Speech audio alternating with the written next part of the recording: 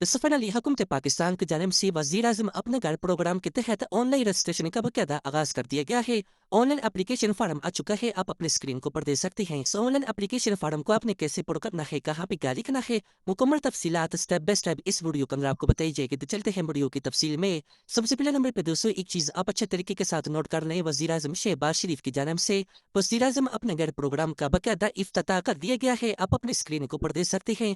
दोस्तों हुकूमत पाकिस्तान की जानिब से ऐसे तमाम अफराद को घर बनाने के लिए कर्जा दिया जा रहा है जिनके पास जाती घर मौजूद नहीं है। अब आप घर बनाने के लिए 10 लाख रुपए से लेकर 1 करोड़ रुपए का ज्यादा से ज्यादा कर्जा हासिल कर सकते हैं। इस कर्जे को दोस्तों आपने 20 साल के अंदर अंदर महाना किसके साथ वापस करना होगा।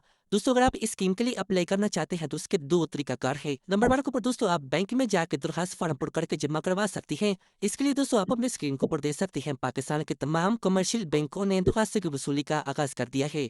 इनमें से किसी भी बैंक में जाके आप एप्लीकेशन फॉर्म भर करके जमा करवा सकते हैं, आपसे किसी किस्म की प्रोसेसिंग फीस नहीं ली जाएगी। अब दोस्तों हम बात करते हैं, अगर आप घर बैठे बैठे ऑनलाइन अप्लाई करना चाहते हैं तो इसके लिए दोस्तों आपने अपना घर.gv.p के गवर्नमेंट की ऑफिशियल वेबसाइट के ऊपर आ जाना है। जैसे ही दोस्तों आप इस वेबसाइट के ऊपर आएंगे तो आपके सामने इस तरह की स्क्रीन आ जाएगी। अब यहाँ पे दोस्तों ऊपर देखे तो यहाँ पे आपको अप्लाई नाउ का ऑप्शन दिया गया है, आपने इसके ऊपर क्लिक करना है। इसके बाद दोस्तों आपको सामने इस तरह की स्क्रीन आ जाएगी। अब दोस्तों सबसे पहले नंबर पे आपने इस वेबसाइट के ऊपर अपना अकाउंट क्रिएट करना है। अकाउंट क्रिएट करने के लिए कुछ इन्फॉर्मेशन की आपको जरूरत होगी। नंबर 1 पर दोस्तों यहाँ पे आपने अपना फुल नेम लिखना है जो शनाख्ती कार्ड के ऊपर लिखा हुआ है। इसके बाद दोस्तों आपने अपना शनाख्ती कार्ड नंबर लिखना है। इसके बाद दोस्तों आपने मोबाइल नंबर लिखना है। इसके बाद दोस्तों आपने यहाँ पे अपने ईमेल एड्रेस देनी है अगर आपके पास मौजूद है। अगर ईमेल एड्रेस मौजूद नहीं है तो ऑप्शनल है, आप इसको छोड़ सकती है। इसके बाद दोस्तों नीचे आपने अपना पासवर्ड लिखना है। इसके बाद दोस्तों नीचे आपने कन्फर्म पासवर्ड करना है और इसके बाद दोस्तों आपने रजिस्टर के ऊपर क्लिक कर देना है। इसके बाद दोस्तों जैसे ही आप रजिस्टर के ऊपर क्लिक करेंगे इसके बाद आपके सामने इस तरह की स्क्रीन आ जाएगी। अभी हम दोस्तों एक चीज़ आप अच्छे तरीके के साथ नोट कर लें, आपका अकाउंट क्रिएट हो चुका है। अब दोस्तों आपने सिंपल अपना शनाख्ती कार्ड नंबर यहाँ पे लिखना है। इसके बाद दोस्तों आपने पासवर्ड लिखना है। इसमें दोस्तों नीचे आपको सिक्योरिटी चेक दिया गया है, तो नीचे आपको साइन इन का ऑप्शन दिया गया है, आपने साइन इन के ऊपर क्लिक कर देना है। जैसे ही दोस्तों आप साइन इन के ऊपर क्लिक करेंगे इसके बाद आपके सामने इस तरह की स्क्रीन आ जाएगी। अभी हम दोस्तों आपका अकाउंट क्रिएट हो चुका है। अब आपने ऑनलाइन एप्लीकेशन फॉर्म को पुर करके जमा करवाना होगा। अब यहाँ में दोस्तों आप अपनी स्क्रीन को ऊपर देख सकते हैं, यहाँ पे आपको बता दिया गया है अप्लाई फॉर लोन और इसके बाद आपको अप्लाई नाउ का ऑप्शन दिया गया है। वो दोस्तों नीचे दिखते हैं यहाँ पे आपको गाइड किया गया है, आपने अप्लाई नाउ पर क्लिक करना है। इसमें दोस्तों पर्पस ऑफ फाइनेंसिंग मुंतखब आपने करनी है। इसके बाद आपने फॉर्म को दस्तावेजात के साथ पुर करना है। इसके बाद आपने फॉर्म को जमा करवाना होगा। तो बेसिकली 4 स्टेप हैं जिनको आपने पूरा करना होगा। तो सबसे पहले नंबर पे जी अप्लाई नाउ के ऊपर क्लिक करते हैं। इसके बाद दोस्तों आपके सामने इस तरह की स्क्रीन आ जाएगी। इसके बाद दोस्तों आपके सामने इस तरह की स्क्रीन आ जाएगी। अब यहाँ में दोस्तों आप अपने स्क्रीन के ऊपर देख सकते हैं, यहाँ पे आपसे पूछा जा रहा है आपका ताल्लुक तनख्वाहदार तबके से है तो आप पहले ऑप्शन के ऊपर क्लिक करेंगे। इसके बाद दोस्तों अगर आप अपना जाती छोटा मोटा कारोबार कर रहे हैं, आप इनफॉर्मल इनकम के अंदर आते हैं तो आप इसके ऊपर क्लिक करेंगे। इसके बाद दोस्तों अगर आपका कारोबार रजिस्टर है, आप बिजनेसमैन हैं, तो फिर आपने नीचे वाले बिजनेस एप्लीकेंट के ऊपर क्लिक करना होगा। तो दोस्तों अगर आपका कारोबार रजिस्टर्ड नहीं है, दोस्तों अगर आपका ताल्लुक तनख्वाहदार तबके से है तो आप पहले नंबर के ऊपर क्लिक करेंगे। अगर आप इनफॉर्मल इनकम के अंदर आते हैं तो आपने इसके ऊपर क्लिक करना होगा। जैसे दोस्तों आप इसके ऊपर क्लिक करेंगे इसके बाद आपके सामने एप्लीकेशन फॉर्म आ जाएगा। आप इस एप्लीकेशन फॉर्म को पुर करके जमा करवा सकते हैं। जैसे यहाँ पे आप अपने स्क्रीन को ऊपर देख सकते हैं 5 सेक्शन हैं जिनको आपने पुर करके जमा करवाना होगा।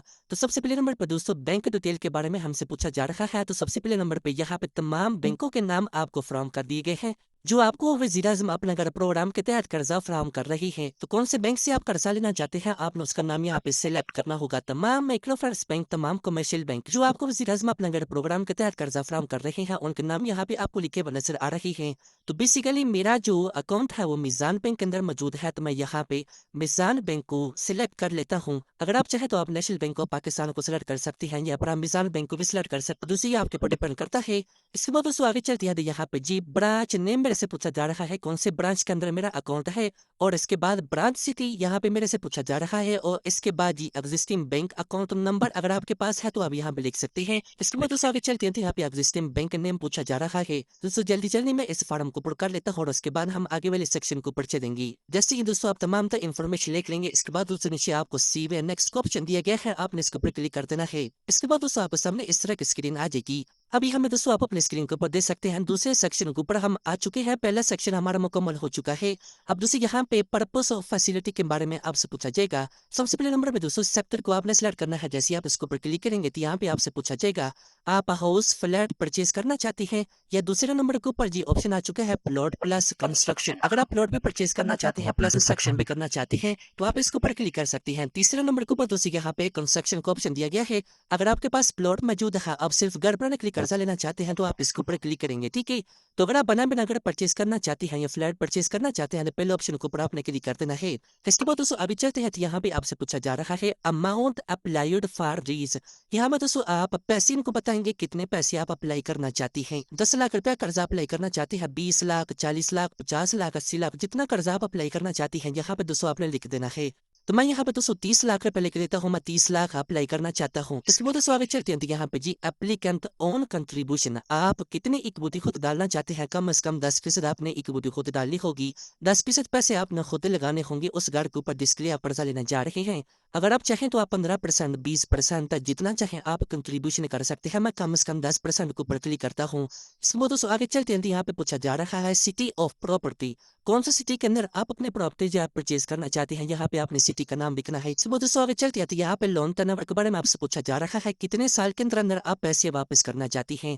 आपके पास ऑप्शन है आप 1 साल से लेकर 20 साल के अंदर अंदर अपने पैसे वापस कर सकते हैं। तो जितने सालों के लिए आप कर्जा लेना चाहते हैं आपने इसके ऊपर क्लिक करना है। मैं 10 साल के लिए कर्जा अप्लाई करना चाहता हूँ तो 10 साल के ऊपर आपने क्लिक कर देना है। जैसे दोस्तों तमाम तरह इन्फॉर्मेशन आप लिख लेंगे। इसके बाद दोस्तों नीचे दिखती है यहाँ पे आपको सेव एंड नेक्स्ट का ऑप्शन दिया गया है, आपने इसके ऊपर क्लिक कर देना है। इसके बाद दोस्तों आपके सामने इस तरह की स्क्रीन आ जाएगी। अब यहाँ में दोस्तों हम तीसरे सेक्शन के अंदर पहुंच चुके हैं। यहाँ में दोस्तों पर्सनल इन्फॉर्मेशन हमने इनको प्रोवाइड करनी होगी। अब दोस्तों हमने तीसरे सेक्शन को अच्छे तरीके के साथ पूरा करना है। अब यहाँ में दोस्तों पर्सनल इन्फॉर्मेशन यहाँ पे पूछी जा रही है। सबसे पहले नंबर पे जी फुल नेम आपका क्या है, या ऑटोमेटिकली यहाँ पे आ जाएगा। इसके बाद आपको शनाख्ती कार्ड नंबर जी भी ऑटोमेटिकली यहाँ पे ऐड हो जाएगा।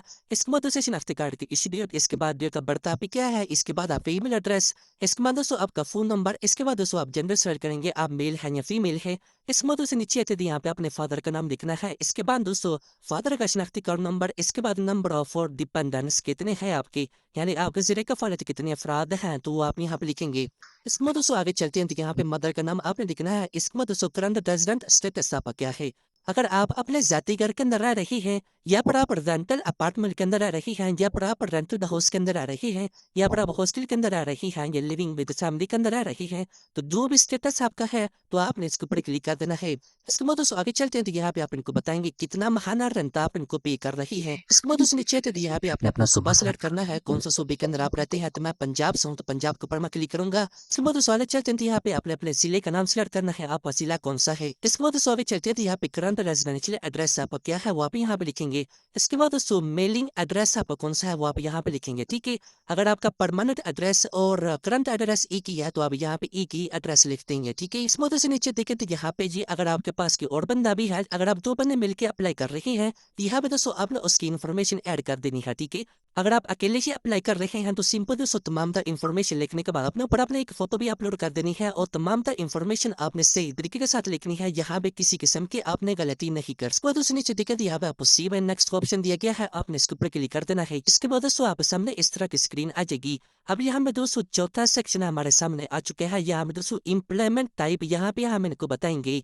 दोस्तों यहाँ पे एक चीज आप अच्छे तरीके के साथ नोट करना है, यहाँ पे किसी किस्म की आपने गलती नहीं करनी। मैं आपको गाइड कर रहा हूँ, जो चीजें आपसे पूछी गई है आपने एग्जैक्ट वही इनको बतानी है। नंबर 1 को दोस्तों यहाँ पे जी रेंट आप कितना अदा कर रहे हैं वो यहाँ पे आपने इनको बताना है। अब यहाँ में दोस्तों आपसे माहाना अखराजात पूछे जाएंगे, आपके माहाना अखराजात कितने हैं। तो सबसे पहले नंबर पे दोस्तों आपसे पूछा जा रहा है रेंट के बारे में, आप माहाना रेंट कितना अदा करते हैं। आप यहाँ पे इनको बताएंगे 15,000, 20,000 जितना भी अदा कर रहे हैं वो आपने यहाँ पे लिखना है। इस मदद से यूटिलिटी बिल कितना आप अदा कर रहे हैं वो आप यहाँ पे लिखेंगे। इस मदद से टेलीफोन नंबर आपने यहाँ पे इनको लिखना है। इसके बाद दोस्तों आपने एजुकेशन यहाँ पे लिखनी है, आपकी कितनी एजुकेशन है, मैट्रिक है, FA BA जितने भी आपका एजुकेशन है वो आप यहाँ पे लिखेंगे। इसमें दोस्तों आगे चलते हैं यहाँ पे फाइनेंसिंग पेमेंट आप इनको बतानी है और दोस्तों अदर एक्सपेंसेस के बारे में आप इनको बताना है, अगर आपके हैं तो आप यहाँ पे लिखेंगे। इसमें दोस्तों नीचे देखें यहाँ पे टोटल माहाना आपके अखराजात कितने हैं वो आप यहाँ पे लिखेंगे। अब यहाँ पे तो सबसे नीचे आपसे एक सवाल किया जा रहा है, are you an existing customer, या फिर आपके पास कोई करंट कार मौजूद है या नहीं है इस सजात के अंदर। ठीक है, अगर है तो इसके ऊपर पर आप क्लिक करेंगे और यहाँ पे आगे आपने को बताएंगे इंटर अकाउंट नंबर, ठीक है। जिस बैंक के अंदर आप अकाउंट नंबर मौजूद है वो आप यहाँ पे लिखेंगे। इसके बाद दोस्तों आगे देखिए अगर नहीं है तो आपने नो के ऊपर क्लिक करना है। बस उस नीचे देखिए तो यहाँ पे आपको सी में नेक्स्ट का ऑप्शन दिया गया है, आपने इसके ऊपर क्लिक कर देना है। इसके बाद दोस्तों आपके सामने इस तरह की स्क्रीन आ जाएगी। अभी हमें दोस्तों आपने डॉक्यूमेंट्स अपलोड करने होंगे। हम दोस्तों यहाँ पे अपने स्क्रीन के ऊपर देख सकते हैं पहला सेक्शन भी हमारा मुकम्मल हो चुका है, दूसरा भी, तीसरा भी और चौथा भी सेक्शन हमारा मुकम्मल हो चुका है। अब दोस्तों हमने पांचवें सेक्शन के ऊपर डॉक्यूमेंट्स अपलोड करने होंगे। अब दोस्तों कौन कौन से डॉक्यूमेंट्स आपने यहाँ पे अपलोड करने हैं इसकी तफसीलात मैं आपको बता देता हूँ। नंबर 1 के बाद दोस्तों यहाँ पे आपने रेंट एग्रीमेंट कॉन्ट्रैक्ट की तफसीलात अपलोड करनी होंगी और इसके बाद दोस्तों यूटिलिटी बिल की कॉपी आपने यहाँ पे अपलोड करनी है। इसके बाद दोस्तों नीचे दिखेंगे यहाँ पे शनाख्ती कार्ड के फ्रंट साइड आपने अपलोड करनी है और इसके बाद दोस्तों आगे चलती है तो यहाँ पे जिसको दोस्तों आपने नेक्स्ट ऑफ किन CNIC के फ्रंट साइड यहाँ पे अपलोड करनी होगी। इसके बाद दोस्तों नीचे आते हैं यहाँ पे जी एप्लीकेंट CNIC बैक साइड आप यहाँ पे अपलोड करेंगे और इसके बाद दोस्तों next of kin CNIC back side आपने यहाँ पे अपलोड करनी होगी। इसके बाद दोस्तों नीचे दिक्कत यहाँ पे टेलीकॉम बिल आपने यहाँ पे अपलोड करना है और इसके बाद दोस्तों स्कूल फी चालान अगर आपके पास है तो आप यहाँ पे अपलोड करेंगे। ये तमाम दर कागजात आपने अपलोड करने हैं। इसके बाद दोस्तों नीचे आती है यहाँ पे G undertaking for first time home owner, यहाँ पे दोस्तों आपने कैल्फनामा इनको देना है कि आपके नाम के ऊपर किसी किस्म की रेजिडेंशियल प्रॉपर्टी मौजूद नहीं है, आप पहली मरतबा अपना जाती घर बनाने जा रहे हैं। सिंपल दोस्तों आपने यहाँ पे I have read and agree को ऊपर क्लिक कर देना है। इसके बाद दोस्तों आगे देखें तो यहाँ पे आपको सबमिट एप्लीकेशन ऑप्शन दिया गया है, आपने इसके ऊपर क्लिक कर देना है। जैसे दोस्तों आप इसके ऊपर क्लिक करेंगे तमाम दर कागजात अपलोड करने के बाद इसके बाद दोस्तों आपकी दरखास्त जमा हो जाएगी। ये तो दोस्तों ये सारा तरीकेकार था ऑनलाइन एप्लीकेशन जमा करवाने का, जो कि मैंने आपको आज के इस वीडियो के अंदर बता दिया है। अगर आप लोगों को वीडियो अच्छी लगे तो हमारे इस यूट्यूब चैनल पाक पॉइंट को लाजमी सब्सक्राइब करिएगा ताकि इस तरह की इन्फॉर्मेटिव वीडियो आप लोगों के पास सबसे पहले पहुंच सके। मिलते हैं नई वीडियो में। अल्लाह हाफिज।